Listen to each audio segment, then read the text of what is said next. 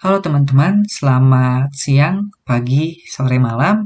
Kembali lagi bersama saya Dimas Purnama Aji untuk konfigurasi NAT Dynamic pada Cisco gitu. Nah, seperti yang kita tahu, bedanya NAT Dynamic dan NAT Static itu ada pada pendefinisian translasi di global ke lokal atau sebaliknya. Nah, untuk dynamic NAT ini mirip cara kerjanya dengan DHCP atau dynamic routing. Dia mendefinisikannya per range gitu teman-teman, memakai yang namanya pool. Nantinya kita akan memberikan IP globalnya ke klien atau mentranslasikan IP lokal kliennya itu menggunakan pool gitu ya. Jadi secara otomatis dia akan diberikan gitu untuk routernya gitu.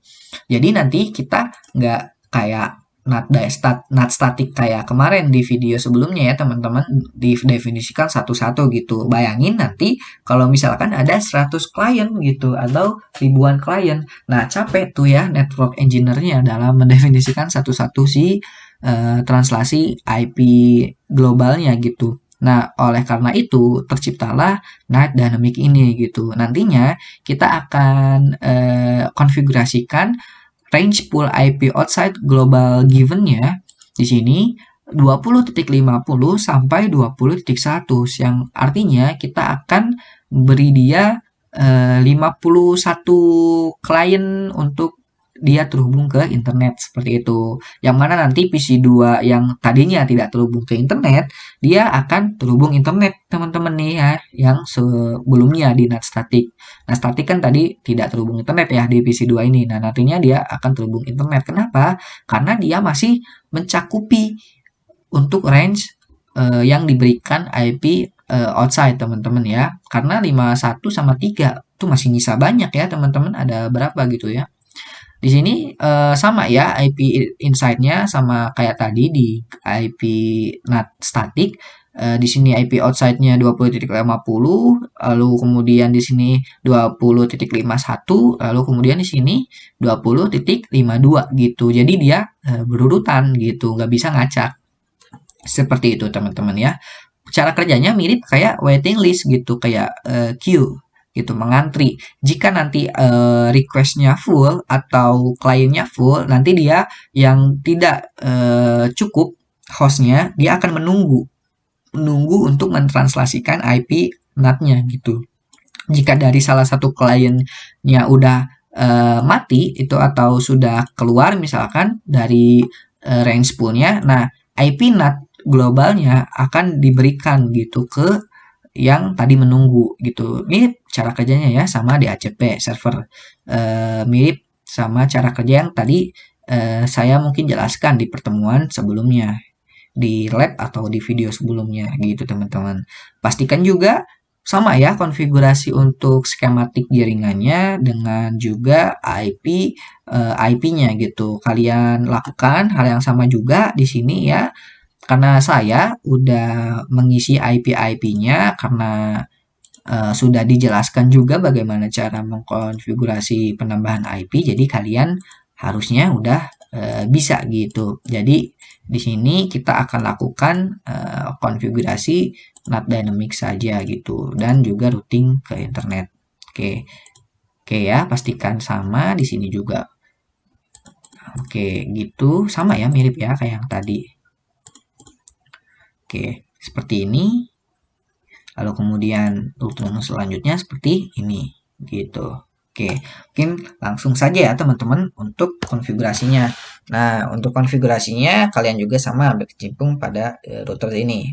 Namun sebelum itu kita beri dia IP DNS gitu.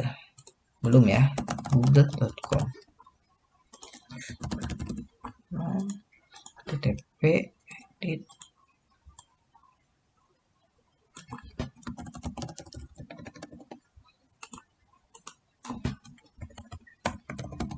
Oke. Nah, untuk konfigurasinya, kalian boleh masuk ke router yang di sini, lalu command line interface, mungkin exit dulu, lalu config terminal, lalu setelah itu kalian boleh ketikkan konfigurasinya untuk NAT Dynamic, IP NAT, list, IP NAT pool ya, IP NAT pool, IP NAT pool, lalu namanya mau apa poolnya ya. Kebetulan di sini namanya dia katanya NAT pool nih teman-teman ya. Oke, NAT pool gitu. Setelah itu start IP-nya mulai dari mana nih? Mulai dari 20.50 ya teman-teman. 20.50 gitu. Lalu NIP-nya mau sampai mana gitu ya. NIP-nya sampai 20.100 gitu. Setelah itu netmask. Nextmax-nya apa? Nextmax-nya 255.255.255.0 gitu. Enter. Oke, udah. Nah, selanjutnya kita konfigurasi dia IP NAT inside gitu. IP NAT inside search, lalu list, lalu kemudian satu ya listnya. Ini sebagai identifikasi saja. Lalu pool, lalu pakai pool nama yang tadi kita set gitu, yang mana nama pool kita NAT pool gitu.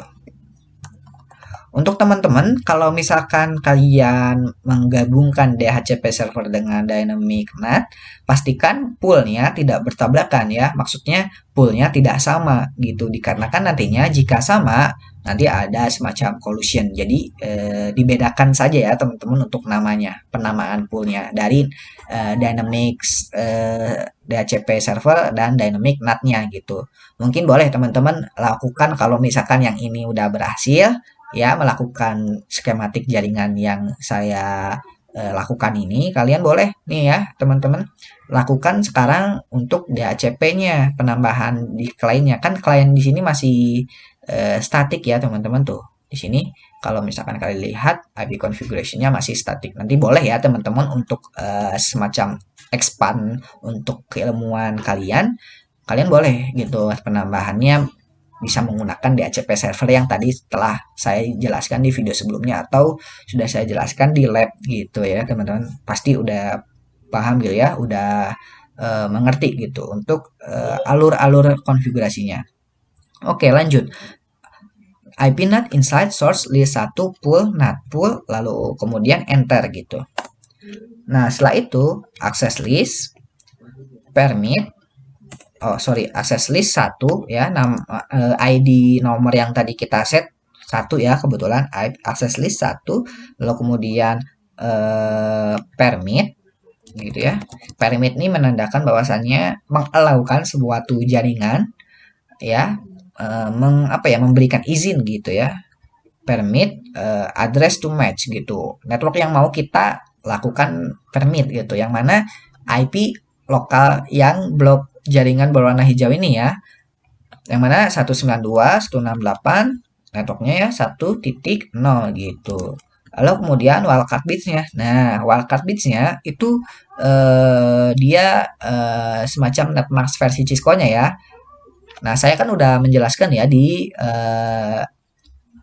pertemuan lab kemarin gitu ya, bahwasannya wildcard bits atau netmask versi Cisco itu dia kalau misalkan kita punya netmask /24, kita balikan saja dan kita kurangi gitu teman-teman ya.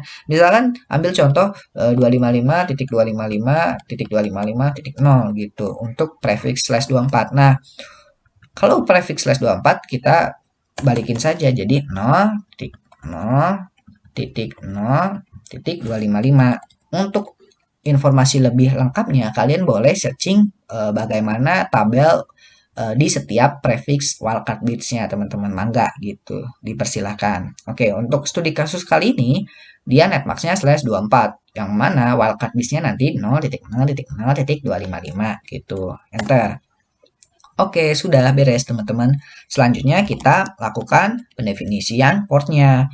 Di interface FA0/0 dia nanti sebagai IP NAT inside. IP NAT outside ya, karena dia menuju ke internet gitu jalurnya. Sedangkan yang interface FA0/1 yang di sini ya, dia nanti definisikan sebagai IP NAT inside karena dia menuju ke jaringan yang lokal sini. Oke, udah beres. Sekarang kita routing deh. Untuk routing ke internet dengan cara IP root 000 juga untuk networknya. Lalu kemudian next hop IP tetangganya 20.20.20.2 pakai yang ini gitu. Bentar. Oke, sudah ya. Lalu kemudian kita cek konfigurasinya untuk IP NAT dynamic kita yang tadi telah dikonfigurasi ya. Do show IP NAT ST. Jika nanti muncul informasi seperti ini ya, teman-teman, inside source, akses list 1 pool NAT pool netboxnya ini, startnya ini, end-nya dari sini, addressnya 51 totalnya. Tipe generik. Oke, udah aman ya. Mungkin kita lakukan pengujian saja teman-teman ya. Di sini kita kirimkan paket ke server Google. Oke, sukses ya teman-teman. Oke, kita ulang lagi deh. Tadi saya mungkin, nah udah beres ya, sukses. Lalu yang ini sukses juga. Lalu yang berikutnya, yang tadi dia tidak terhubung ke internet, jadi terhubung ke internet. Successful, successful. Oke, mungkin boleh pengujiannya sekarang. Dia ke web browser, kita ketikkan dia google.com. Oke, berhasil teman-teman. Mungkin cukup sekian dari pemaparan saya bagaimana caranya mengkonfigurasi NAT dynamic gitu pada Cisco. Nah, untuk berikutnya bagaimana cara konfigurasi NAT dynamic overload atau PAD akan ada di video berikutnya. Mungkin cukup sekian dari pemaparan saya bagaimana cara mengkonfigurasi NAT dynamic. Mohon maaf apabila ada salah tutur kata. Saya cukupkan. Wassalamualaikum warahmatullahi wabarakatuh. See you.